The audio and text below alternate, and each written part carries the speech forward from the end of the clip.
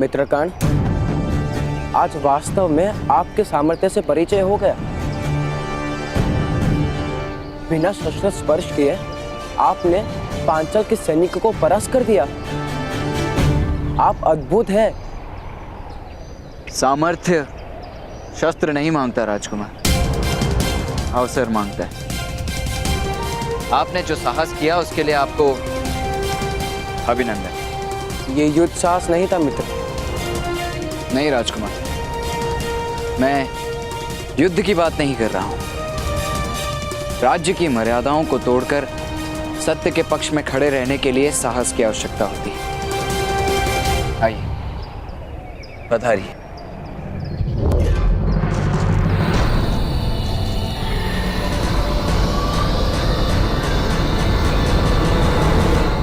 मेरा पुत्र अकेला है, किसकी प्रतीक्षा कर रहे हैं आप? जाइए, उसकी रक्षा कीजिए, सहायता कीजिए। सीमा पार करने का आदेश नहीं है हमें। अरे ये हमारी क्या सहायता करेंगे? हमें स्वयं आगे बढ़ना होगा। बढ़ो आगे, बढ़ो।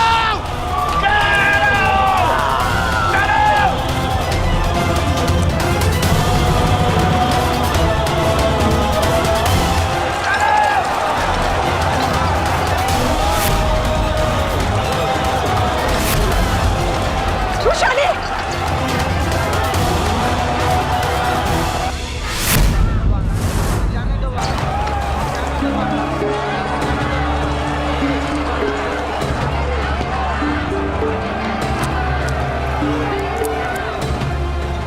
रक्षा कीजिए महामहिम, हमारे सूतों का कोई आधार नहीं, एकमात्र आपको छोड़कर। मेरे पुत्र की सहायता कीजिए, बंदी सूतों की सहायता कीजिए। शांत हो जाओ राधा। चेतावनी दिए बिना मैं सीमा का उल्लंघन नहीं कर सकता।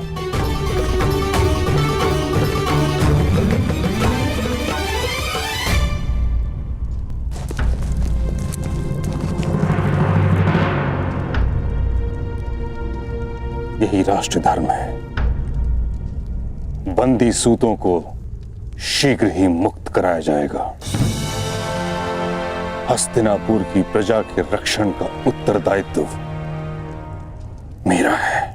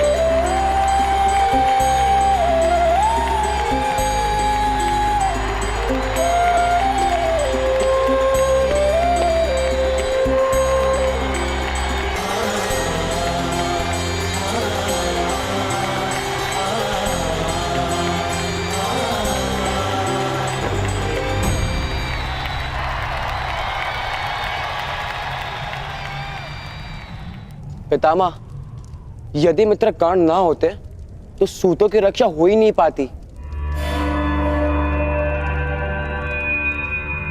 हस्तिनापुर के प्रत्येक जन की रक्षा होती,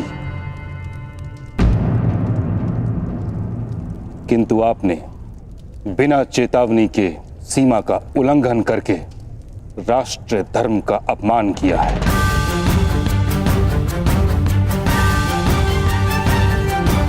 और इस अपराध का न्याय राज्यसभा में होगा।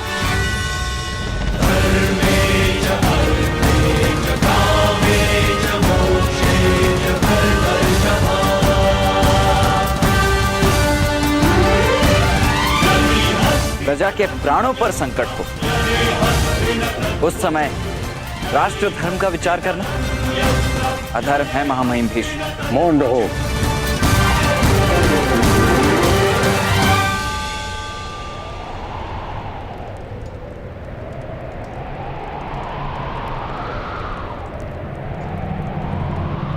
जो सत्ता के स्थान पर बैठता है उसे प्रति क्षण राष्ट्र धर्म का विचार करना पड़ता है। जिसमें धैर्य नहीं उसे सत्ता का अधिकार नहीं।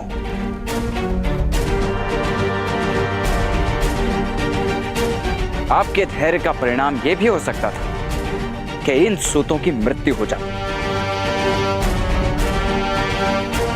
तुम्हारे और राजकुमार दुर्योधन के अविचारी कार्य का परिणाम यह भी तो हो सकता था कि कुरु और पांचाल जैसे दो बड़े राष्ट्रों के बीच युद्ध हो जाता।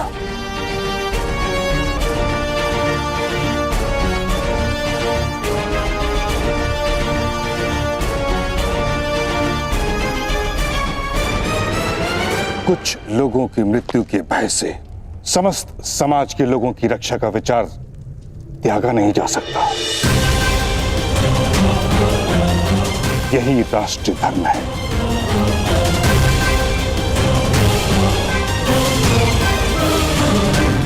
और राष्ट्रीय धर्म बलिदान मांगता है। महामहिम, ऐसा क्यों है कि क्षत्रियों का राष्ट्र धर्म सदैव हम जैसी छोटी जातियों का ही बलिदान लेता है?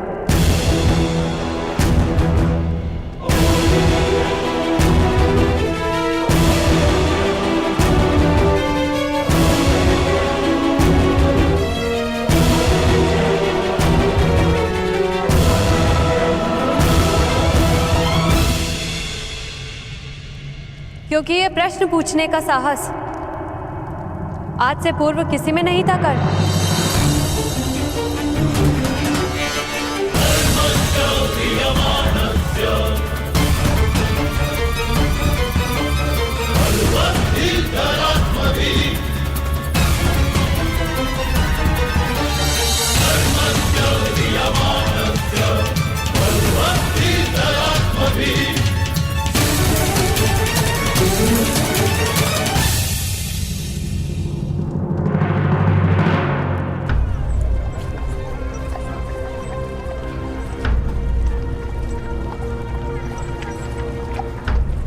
वृषाली उचित कहती, आपसे पूर्व प्रश्न पूछने का साहस किसी में नहीं था और आपसे पश्चात उत्तर जानने का सामर्थ्य भी किसी में नहीं होगा। सूतों को आपके सामर्थ्य की आवश्यकता है भ्राताश्री। मुझ पर माता की इच्छा का बंधन है शौन। किंतु माता की इच्छा समाज के हित में नहीं है भ्राताश्री। आपका विवाह पूरे समाज के लिए बेड़िया बन जाएगा भ्राताश्री। आप ही कहते हैं ना कि संघर्ष सदैव बलिदान मांगता है, तो आज आप अपने विवाह का बलिदान दे दीजिए भ्राताश्री।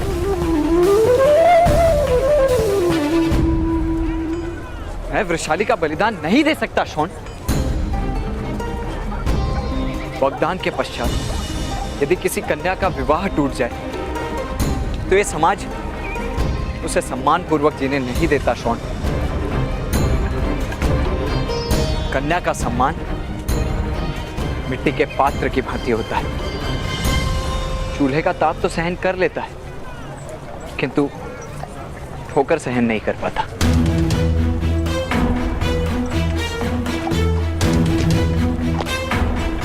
अब ये बंधन नहीं टूट सकता शौन, नहीं टूट सकता। असंभव, तुम मेरे पुत्र से विवाह करने से मना कर रही हो? चली जाओ यहाँ से। तुम्हारा साहस कैसे हो विवाह से मना करने का?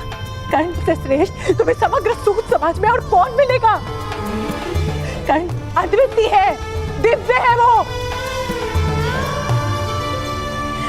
मैं जानती हूँ माता,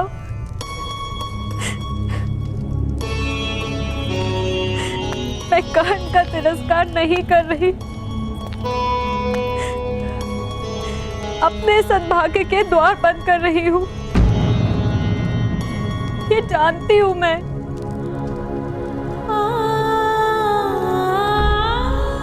यदि जानती हो तो फिर इस निर्णय का क्या कारण है वृषाली?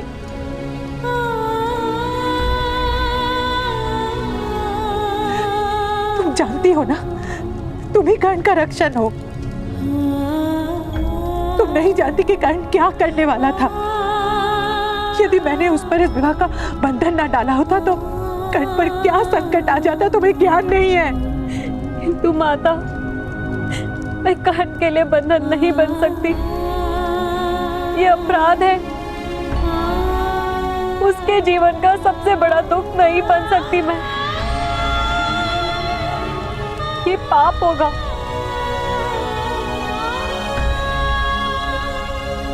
मुझे क्षमा कर दीजिएगा माता।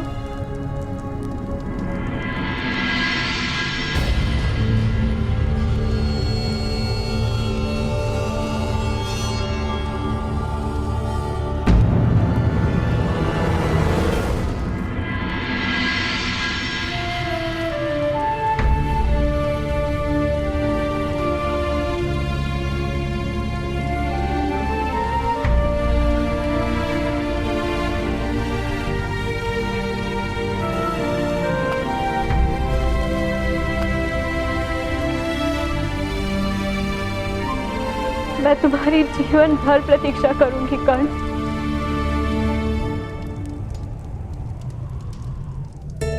जाओ, लक्ष्य भेद करो।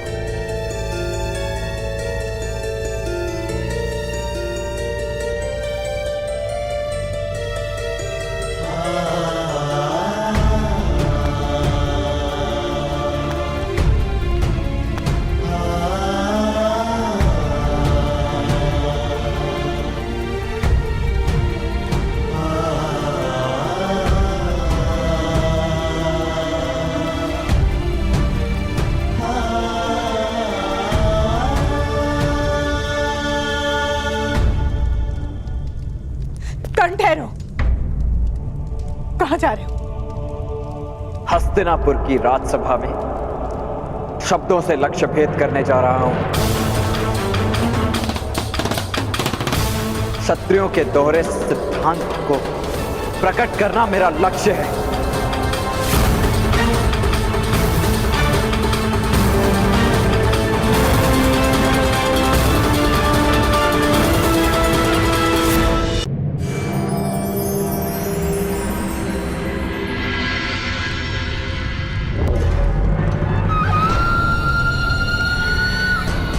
राजकुमार, राज्य को चलाने के लिए नीति और सिद्धांतों का ज्ञान होना आवश्यक है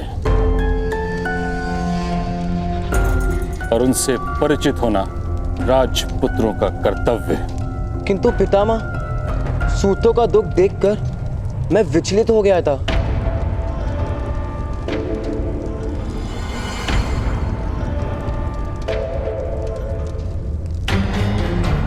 कुछ सूतों का दुख देखकर आपके हृदय में दया उत्पन्न हो गई, ये जानकर संतुष्टि मिली मुझे।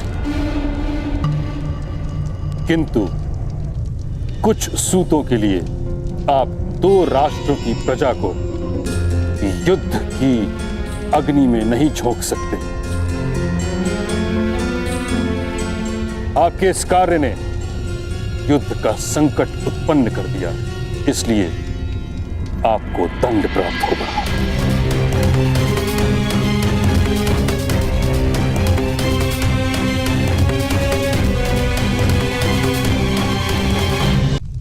महामहिम,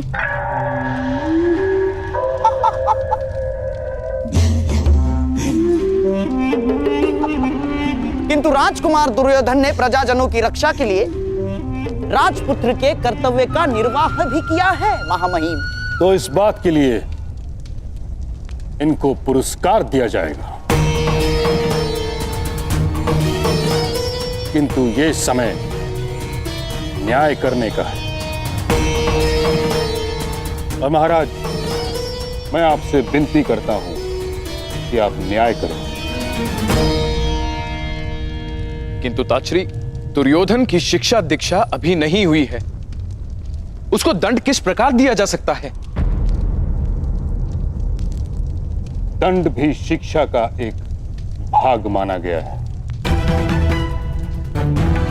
एक राजपुत्र को सामान्य अपराधी के समान राजसभा में खड़ा रहना पड़ रहा है, वो अपमान भी पर्याप्त दंड है ताचरी। मैं राजकुमार दुर्योधन को पुरस्कार के रूप में वरदान देता हूं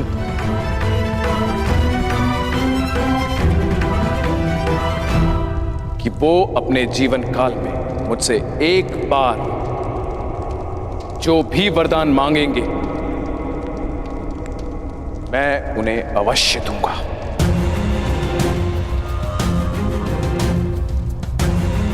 महाराज, आप केवल वही दे सकते हैं जिस पर स्वयं आपका अधिकार है, वह नहीं जिस पर गुरुकुल का अधिकार है। मुझे मेरी मर्यादा का ज्ञान है ताचरी। इस पुरस्कार का तुम उचित उपयोग करोगे दुर्योधन, ऐसी आशा करता हूं। महाराज की जय हो।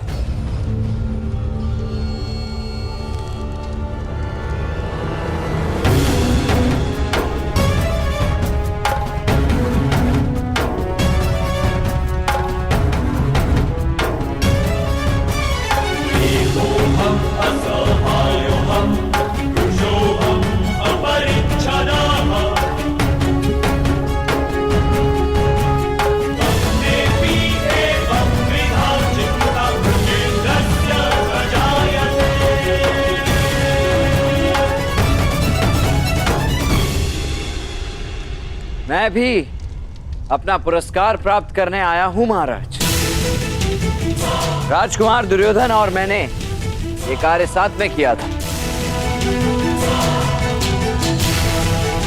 यदि वे पुरस्कार के अधिकारी हैं तो स्पष्ट मुझे भी पुरस्कार का अधिकार है। कौन हो तुम?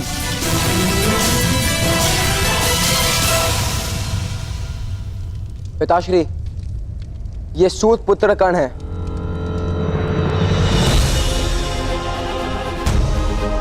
इन्होंने भी सूतों के रक्षा हेतु अपनी शौर्य का प्रदर्शन किया था। इनमें अद्भुत सामर्थ्य है पिताश्री। यदि ऐसा है तो तुम भी पुरस्कार के अधिकारी होकर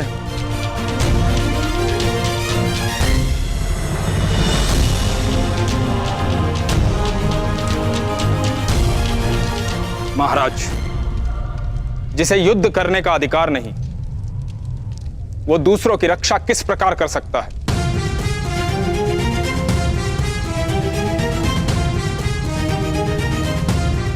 रक्षा करने का अधिकार केवल क्षत्रियों को है। सूतों को रक्षा प्राप्त करने का अधिकार है। इसलिए कर्ण को पुरस्कार देने का प्रश्न ही नहीं।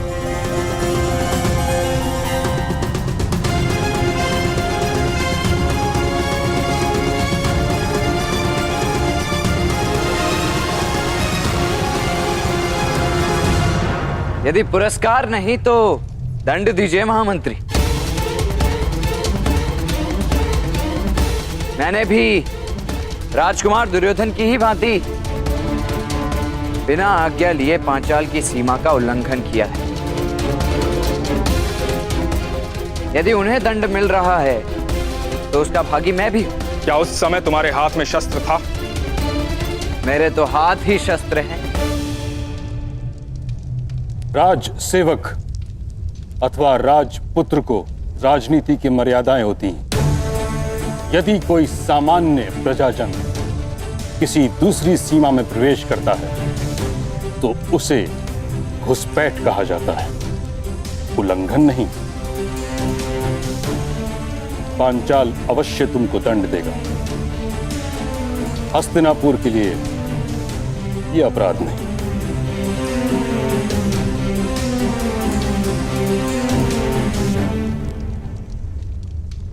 मैं जानता था महामहिम कि इस सभा में ना मुझे पुरस्कार प्राप्त होगा और ना ही दंड।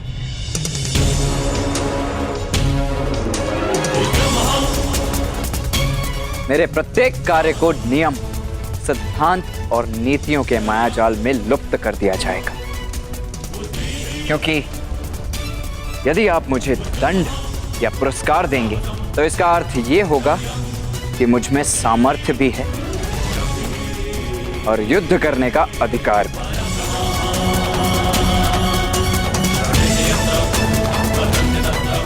और दोनों ही मेरे अधिकारों की सीमा निश्चित करेंगे। मैं योद्धा बन जाऊंगा और क्षत्रियों की राजनीति ऐसी भयानक भूल कभी नहीं कर सकती। तुम मर्यादाओं का उल्लंघन कर रहे हो। क्षमा कीजिएगा, मर्यादाओं का उल्लंघन वे करते हैं जो मर्यादाओं को मान्य करते हैं। मैं तो आपकी मर्यादाओं को मान्य ही नहीं करता महामहिम। मर्यादाओं का आधार समाज की व्यवस्था पर होता है, तुम्हारी मान्यता पर नहीं। वही व्यवस्था अवश्य भंग होगी शीघ्र ही। वसंत पंचमी के दिन हस्तिनापुर के सर सेनापति और कुरुवंश के श्रेष्ठ योद्धा एक सूत पुत्र के रथ में खड़े नहीं रह पाएंगे।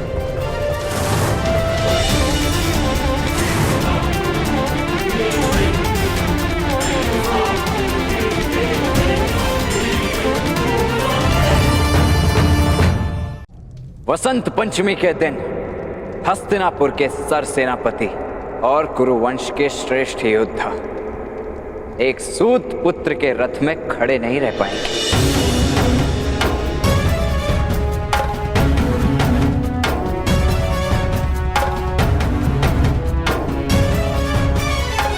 आप तो वचनबद्ध हैं। वसंत पंचमी के दिन मेरे रथ में आपको तो प्रवास करना ही होगा और उस दिन आपकी सत्ता, आपका सम्मान और आपका भय, सब कुछ मेरे रथ से गिरकर भूमि पर पड़ा होगा। ऐसी कोई मूर्खता मत करो कर्ण। यदि तुमने ऐसा कोई दुराचार किया तो तुम्हें अपना संपूर्ण जीवन हस्तिनापुर के कारागार में व्यतीत करना पड़ेगा। मेरा ही नहीं, सारे नीच समाज का जीवन कारावास में ही व्यतीत हो रहा है महाराज। न शिक्षा का अधिकार है, ना रक्षा का।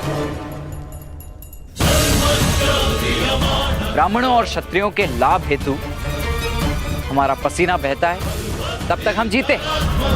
हम पसीना बहाने से मना कर दें तो हमारा रक्त बहाया जाता है। इससे और अधिक क्या होगा आपके कारावास में? मुझे भय नहीं है, किंतु कभी ना गिरने वाले महामहिम भीष्म मेरे रथ से अवश्य गिरेंगे।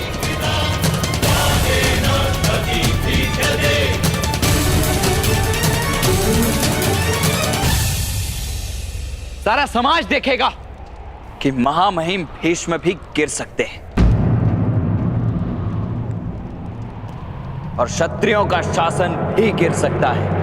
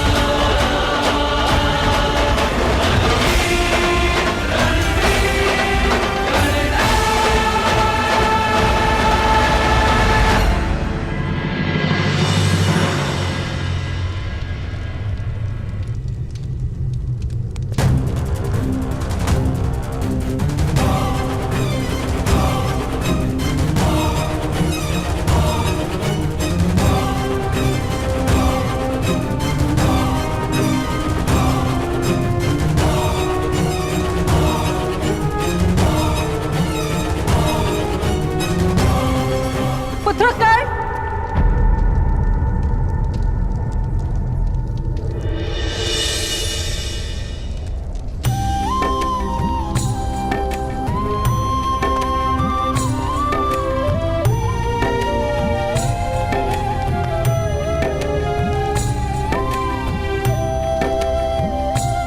पुत्र, ऐसा भीषण प्रण लेना उचित नहीं है पुत्र। भीषण प्रण लेने का अधिकार क्या केवल महामहिम भीष्म को ही है? पुत्र, तुम्हें बालपन में मैंने अपने हाथ से खिलाया है, लोरी गाकर सुलाया है। हम दोनों के बीच एक संबंध बन गया है।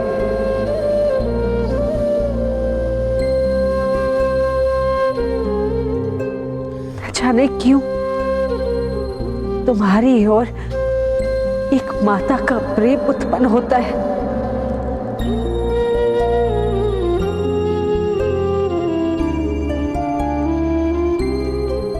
तुम्हारा जीवन कारागार में व्यतीत हो मैं नहीं देख पाऊंगी।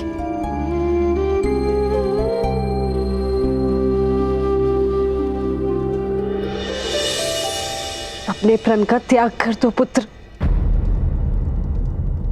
ऐसे छोटे अहंकार के लिए समग्र जीवन व्यर्थ नहीं किया जाता।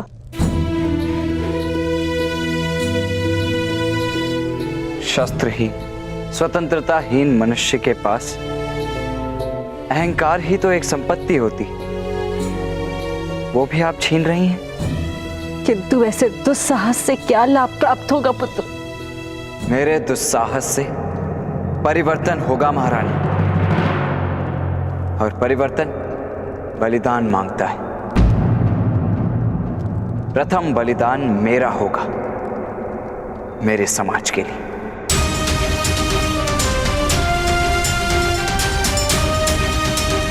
कर्ण, समय परिवर्तन करता है, मनुष्य नहीं। पुत्र, उचित समय की प्रतीक्षा करो।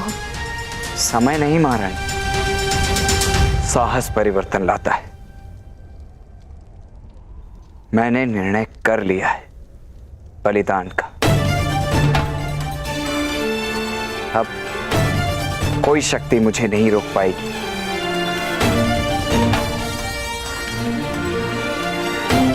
यदि पुत्र के जैसा प्रेम वास्तव में करती तो भय की बेड़ियां नहीं, विजय का आशीर्वाद दीजिए।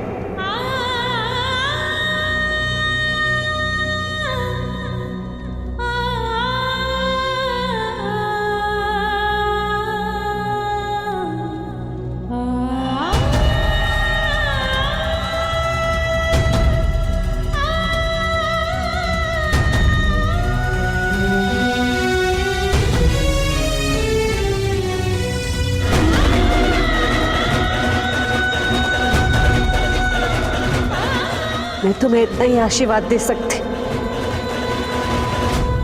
कि जब तक तुम धर्म के पक्ष में हो, विजय तुम्हारे पक्ष में रहेगी।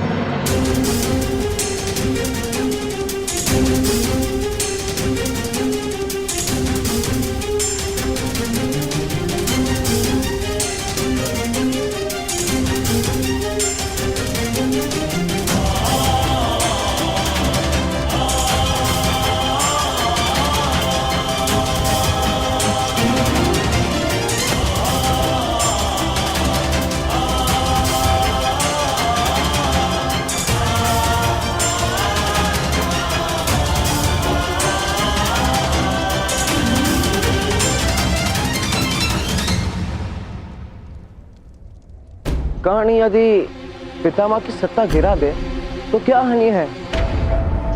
हमारे लिए तो सबसे बड़ी बाधा पितामह ही है ना मामाश्री। तो हानियां हैं पुत्र। एक तो हस्तिनापुर की प्रजा के हृदय से भय चला जाएगा, और बिना भय के शासन कैसे कर पाओगे तुम? ना। और दूसरी हानि, नीचा समाज कर्ण की पूजा करने लगेगा। और जिस व्यक्ति की पूजा आरंभ हो जाती है उस व्यक्ति को अंकुश में रखना असंभव हो जाता है पुत्र, असंभव। किसी भी स्थिति में कर्ण बसंत पंचमी के दिन सफल नहीं होगा पुत्र, ना। हमें यह देखना होगा कि कर्ण उस दिन अपने रथ पर भीष्म को बिठाए ही नहीं। किंतु वो किस प्रकार होगा मामा श्री? कर्ण उत्तम मनुष्य है और एक उत्तम मनुष्य अपना बलिदान दे सकता है। अपनों का बलिदान नहीं दे सकता, ना। मेरे होने वाले सम्राट, हमें भी कुछ ऐसा ही मार्ग ढूंढना होगा पुत्र, हैं?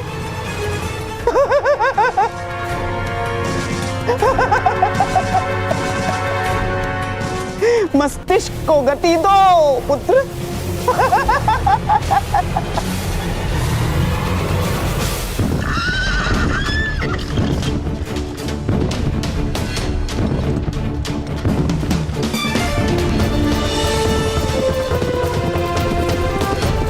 रथाकर्ण और तेज रथाकर्ण और तेज।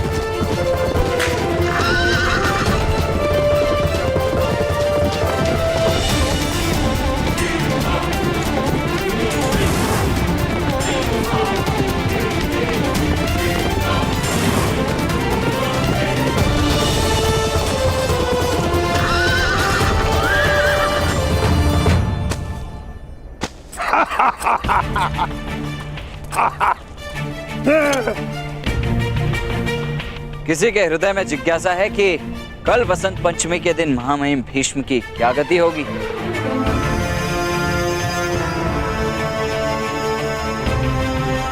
आ जाओ रथ में। जिज्ञासा तो है कर्ण, किंतु साहस नहीं है।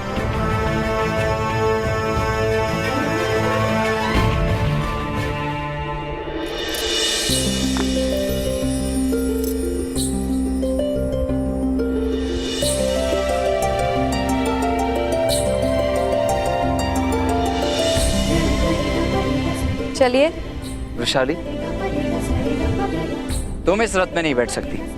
तुम्हें यदि कुछ हो गया तो? साहस करो सारथी, दया नहीं।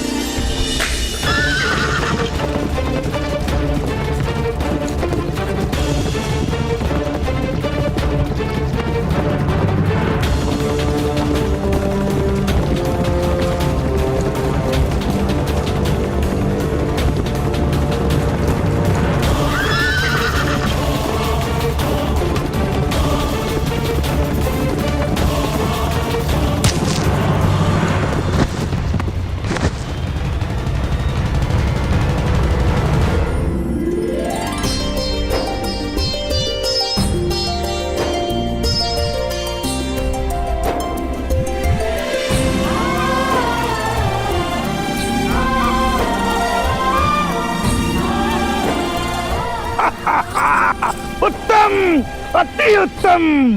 बसंत पंचमी के उत्सव में तुम्हारा लक्ष्य अवश्य सिद्ध होगा। क्या लक्ष्य है आपका कर्ण महोदय?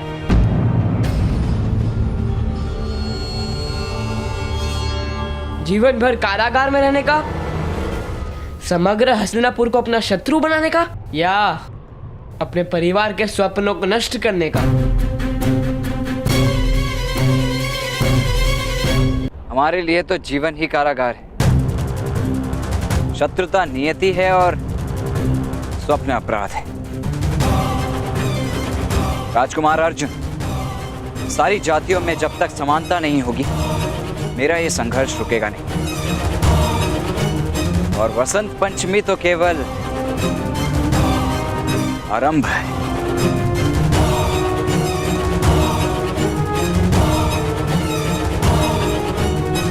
और इसका अंत कौन करेगा?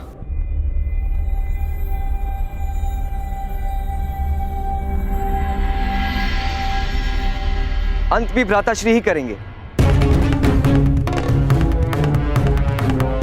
राजकुमार अर्जुन, शायद आप मेरे भ्राताश्री के सामर्थ्य से परिचित नहीं, और आपको शायद कारागार के मर्यादा का परिचय नहीं है। भेड़ियों में बंधा सामर्थ्य किस काम का? बलिदान सदा ही लाभ देता है राजकुमार अर्जुन।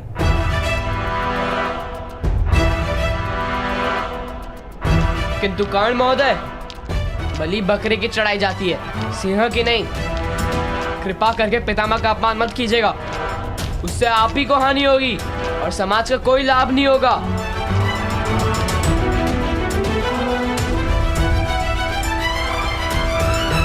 आपकी सद्भावना मेरे प्रति है या आपके पितामह का अपमान न हो वो आशय, ये मैं नहीं जानता, किंतु आभार, परंतु मेरा निर्णय अटल है।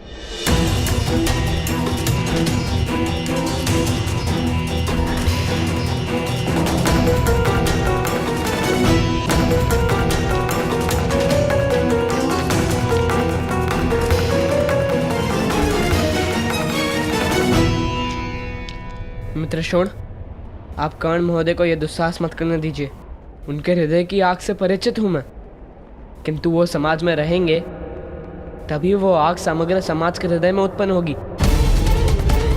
बसंत पंचमी के उत्सव को कर्ण महोदय के संघर्ष का अंत मत बनने दीजिए।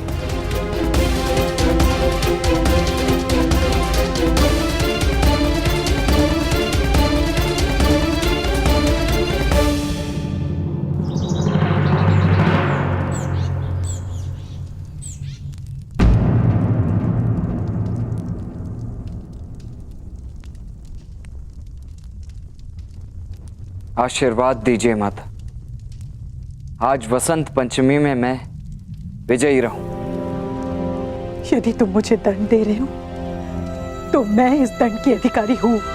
नहीं माता, स्वप्न में भी मैं आपको दंड नहीं दे सकता। माता के चरणों की धूल तो पुत्र के लिए सद्भाग्य है। किंतु ये कार्य करके तुम स्वयं को क्यों दंड दे रहे हो पुत्र? क्या तुम्हें क्रोध है किसी पे? नहीं माता, यदि किसी पर क्रोध है तो वो केवल अपनी परिस्थिति पर है, अपनी निर्बलता पर है। शस्त्र का मोह, अपने लिए सम्मान का मोह भी नहीं। मुझे स्वतंत्रता का मोह है, अपने सूत समाज के लिए, सारी नीची जातियों के लिए। मैं वो सब नहीं जानती।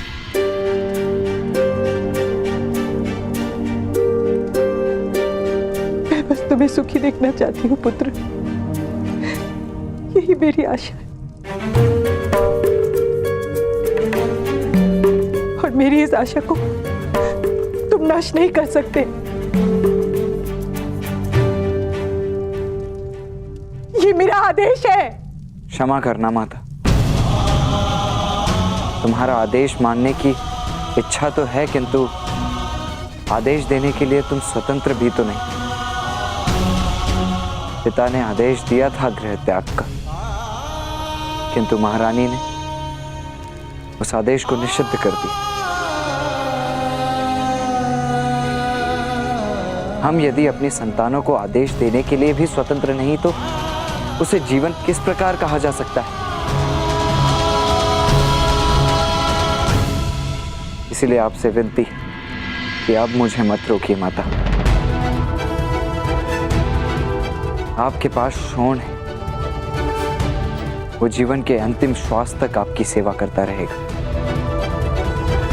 2 पुत्रों में से एक का दान कर दीजिए अपने समाज के लिए।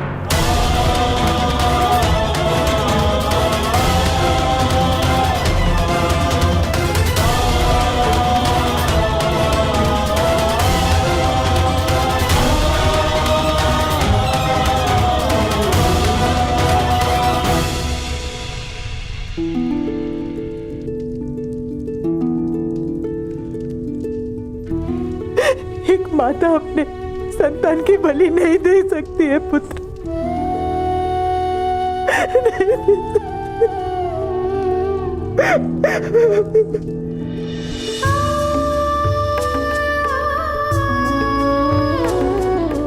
किंतु संतान पर प्रथम और अंतिम अधिकार केवल माता का ही होता है। माता बलिदान नहीं किंतु पुत्र का दान तो कर ही सकती है ना। दे दो माता, समाज को मेरा दान दे दो।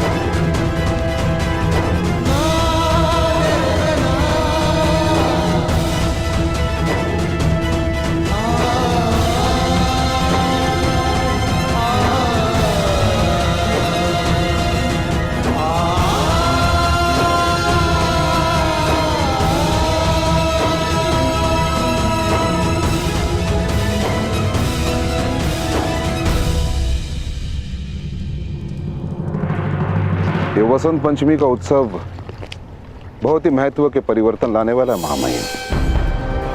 क्या आपको भय है महामहिम कि कर्ण आपको अपने रथ से गिरा देगा?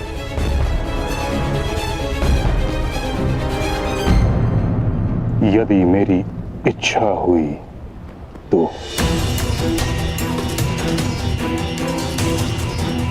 विकट प्रश्न ये है कि मैं उसके रथ से गिरकर उसे आजीवन कारावास का दंड दिलवाऊं या उसके रथ पे स्थिर रहकर उसकी आत्मा को कुचलना उचित होगा।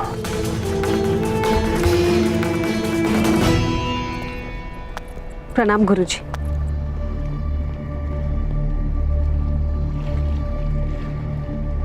ताजश्री, कर्ण की रक्षा का कोई मार्ग नहीं।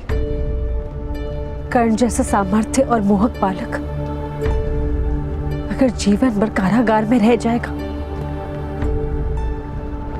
ये विचार से ही मैं कांप उठती हूं।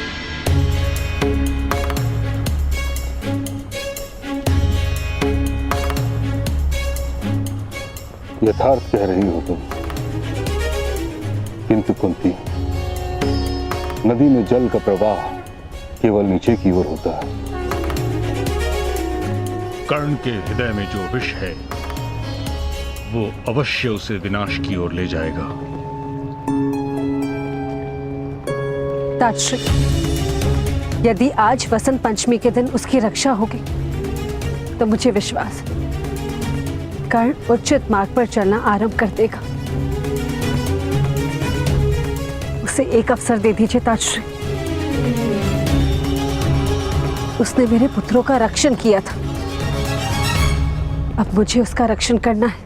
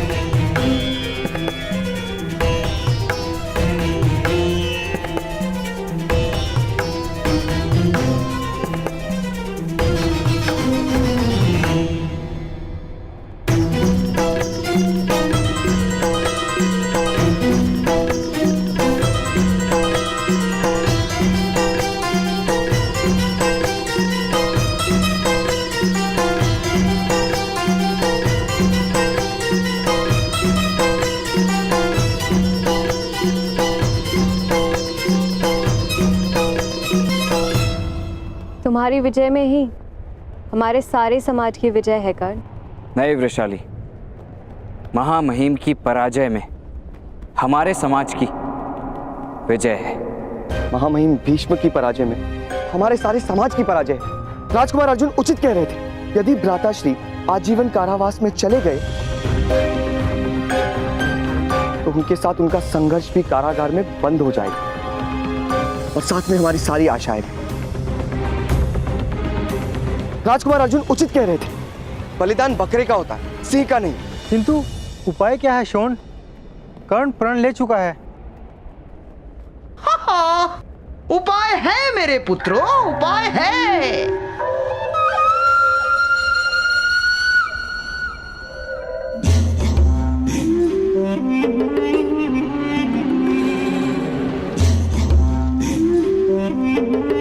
पुत्र शोण, मुझे स्मरण है, सत्य वचन। पुत्र शोण, क्या कोई बकरा नहीं जो सिंह का स्थान ले सके?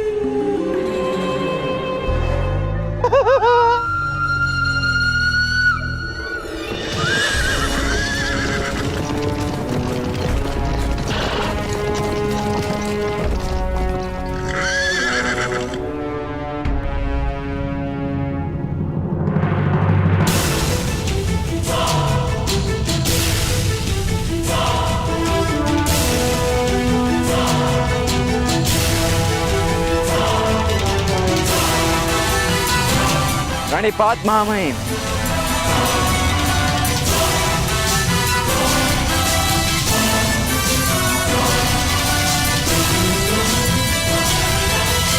क्या आप परीक्षा हेतु सज्ज हैं महामहिम? परीक्षा देने के लिए या परीक्षा लेने के लिए? जो भी आप उचित समझे, आपका सारथी सज्ज है।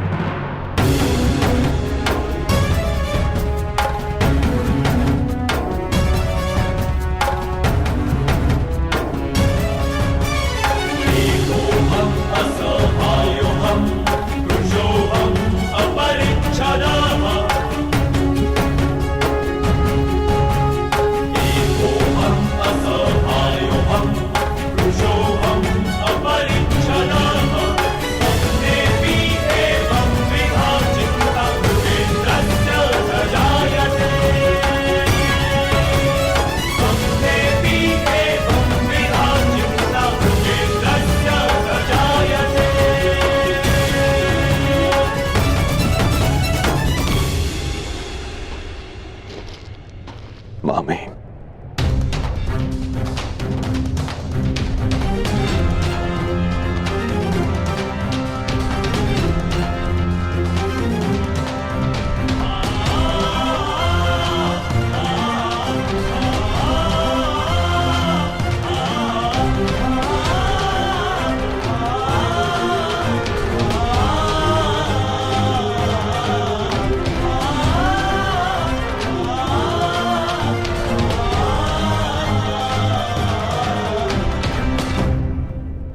अबुध है मेरा पुत्र,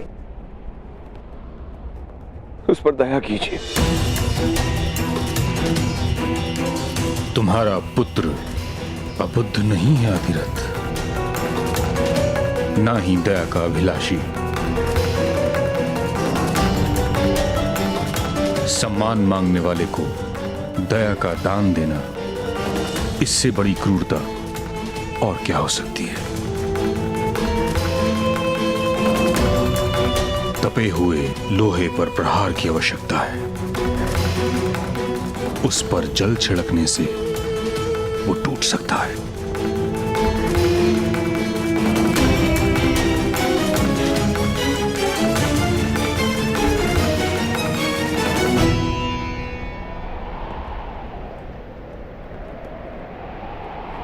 मैं तुम्हारी परीक्षा शीघ्र ही लूंगा।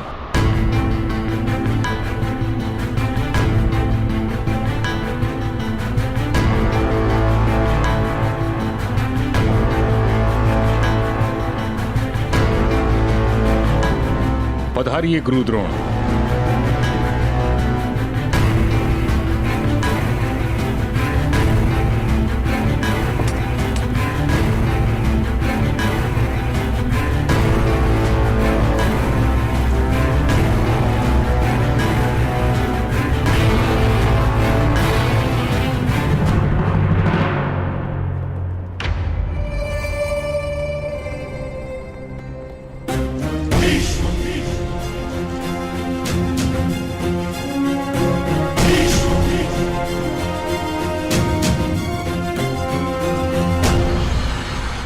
महामहिम भीष्म की महामहिम भीष्म की महामहिम भीष्म की महामहिम भीष्म की महामहिम भीष्म की महामहिम भीष्म की महामहिम भीष्म की महामहिम भीष्म की महामहिम भीष्म की महामहिम भीष्म की महामहिम भीष्म की महामहिम भीष्म की महामहिम भीष्म की महामहिम भीष्म की महामहिम भीष्म की महामहिम भीष्म की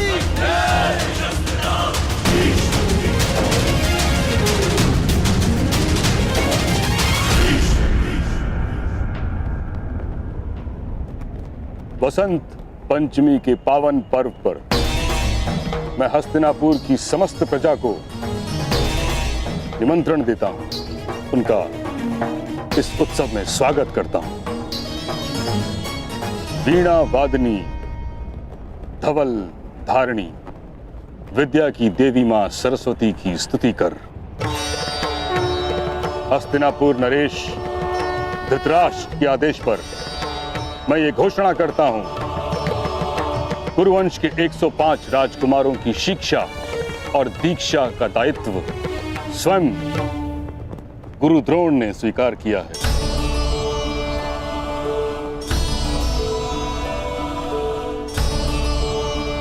हम आपके बहुत आभारी हैं। गुरु शब्द का अर्थ होता है अंधकार का नाश करने वाला, जो अपने शिष्यों को प्रकाश की ओर ले जाता है।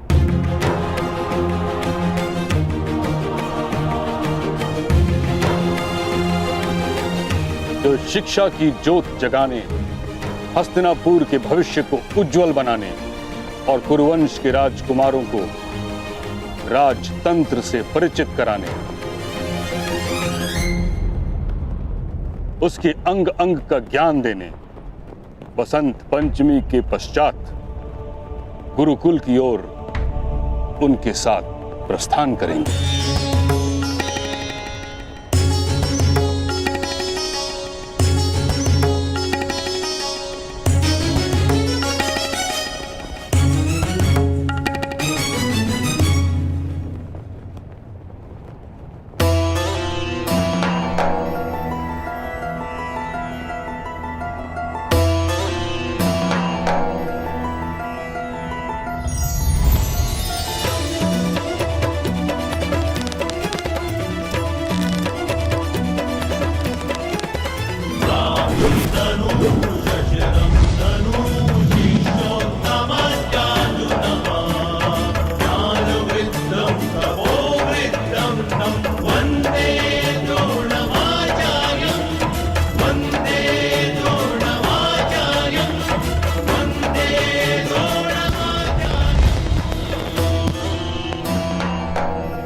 द्रोणाचार्य की, गुरु द्रोणाचार्य की, गुरु द्रोणाचार्य की, गुरु द्रोणाचार्य की, गुरु द्रोणाचार्य की, गुरु द्रोणाचार्य की, गुरु द्रोणाचार्य की, गुरु द्रोणाचार्य की।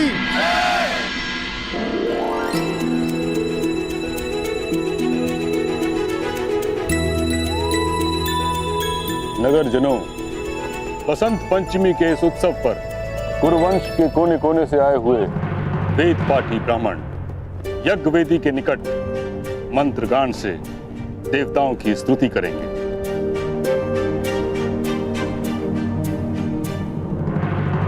तथा मेरे सारथी अधिरथ का पुत्र कर्ण स्नातक होने की आशा से रथ चलाने की परीक्षा देगा।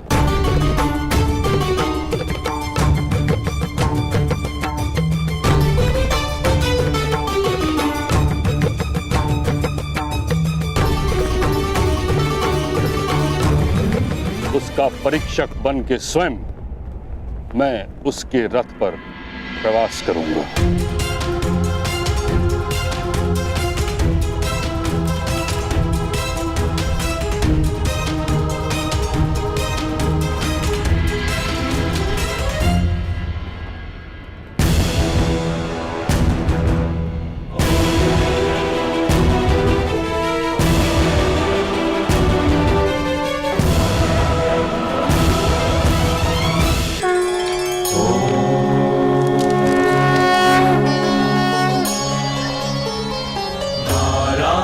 नरं नमस्कृत्य नरं चैव नरोत्तमं देवीं सरस्वतीं व्यासं ततो जयमुदीरये।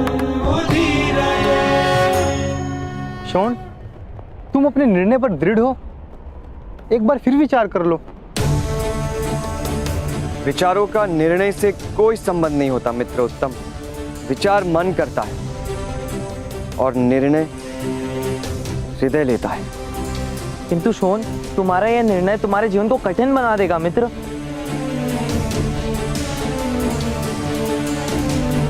नहीं मित्र,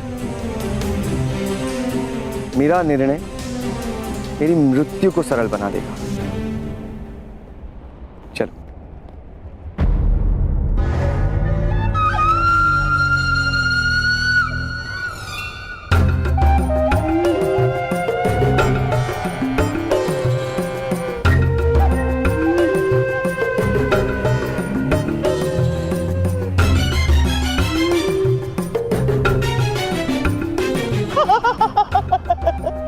पुत्र, समय से पूर्व मृत्यु का भी कोई लाभ नहीं होता।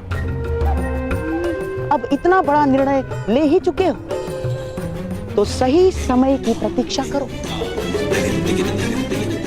जब मैं इंगित करूं तभी तुम अपना कार्य करोगे। यदि उससे पूर्व तुम्हारा कार्य संपन्न हुआ तो तुम्हारे भ्राताश्री का क्रोध तुम्हारी योजना को विफल कर सकता है। हाँ,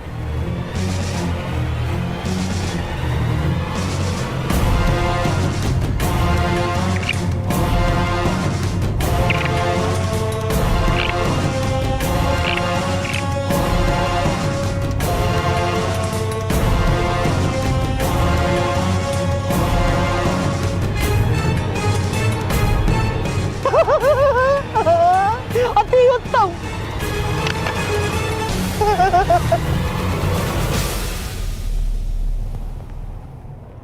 किंतु तुम्हारी योजना क्या है? हमें भी तो बताओ। शीघ्र ही जान जाओगे।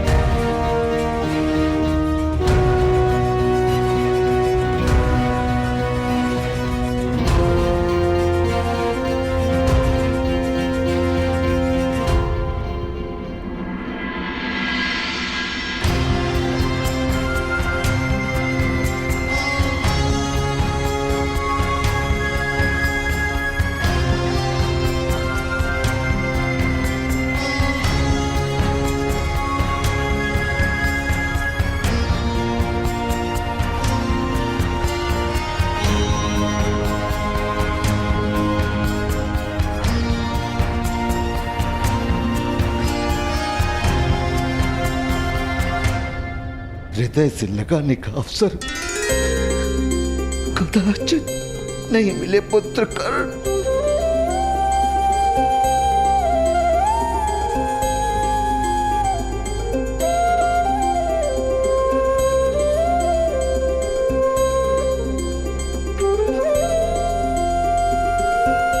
स्मरण है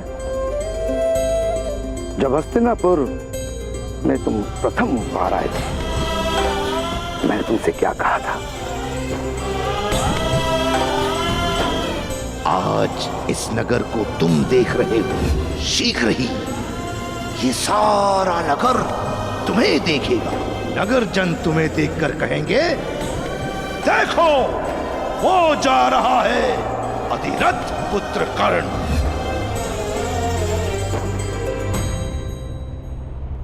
अधिरथ पुत्र कर्ण परीक्षा देने उपस्थित हो।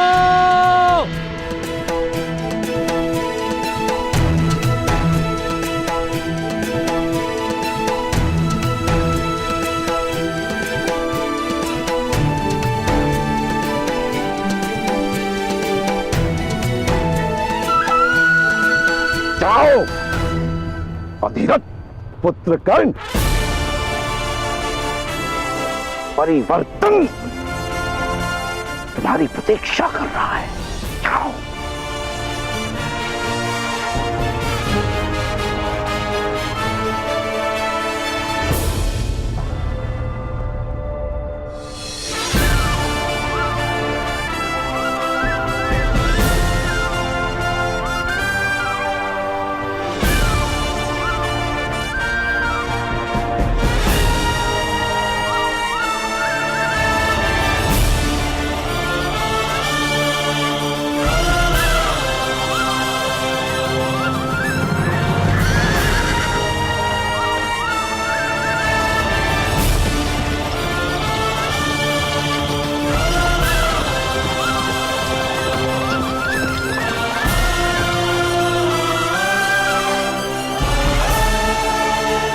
महामहिम भीष्म, प्रणिपात। मैं परीक्षा देने हेतु सज्ज हूं।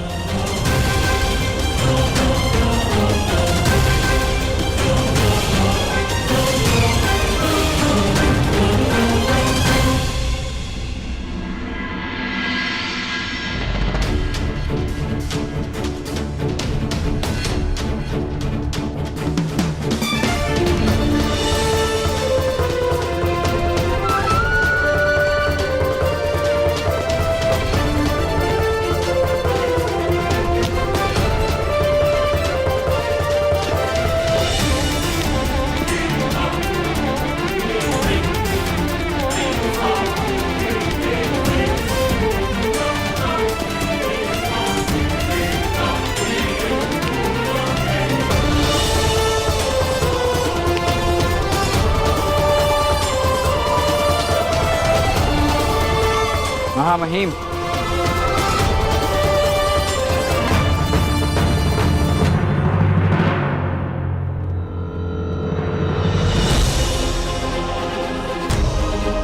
क्या मुझे परीक्षक के चरण स्पर्श करने का अवसर मिलेगा?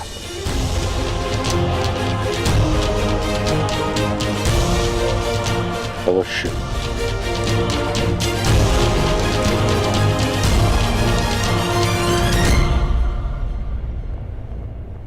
मैं आपको वचन देता हूं महामहिम कि आज मैं जो भी करने जा रहा हूं, मैं आपके प्रति कोई दुर्भावना नहीं। आप सदा मेरे लिए पूज्य हैं। हस्तिनापुर की परंपरा और व्यवस्था यदि आपके सम्मान का प्रतीक नहीं होती तो मैं आपके अपमान का प्रण कभी नहीं लेता। जानता हूं पुत्र, मैं तुम्हारे विचारों से सहमत नहीं, किंतु तुम्हारे हृदय की भावना की प्रशंसा करता हूं।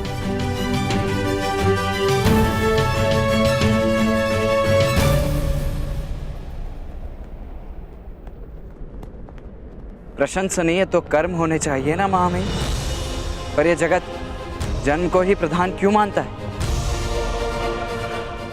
कर्म मनुष्य को सम्मान दिलाता है, उसे शीर्ष तक पहुंचाता है। फिर जन्म जो हमारे हाथ में ही नहीं है, उसे क्यों आधार माना जाता है?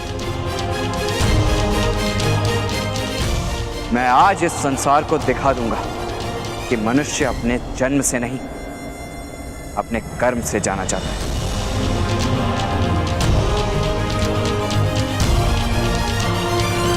मैं आज सबको यह बता दूंगा कि जन्म नहीं, कर्म योग्यता की पहचान है।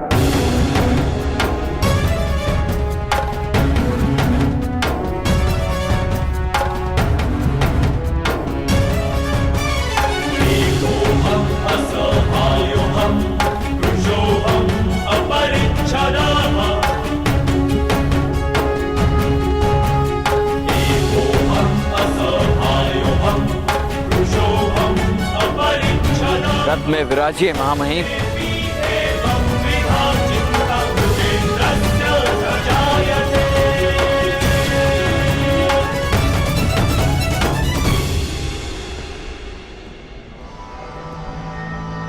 पुत्र शून, तुम्हारे भ्राताश्री का संकल्प दृढ़ है यही समय है, अपना कार्य सिद्ध करो, अन्यथा तुम्हारे भ्राताश्री की रक्षा असंभव हो जाएगी। शोण।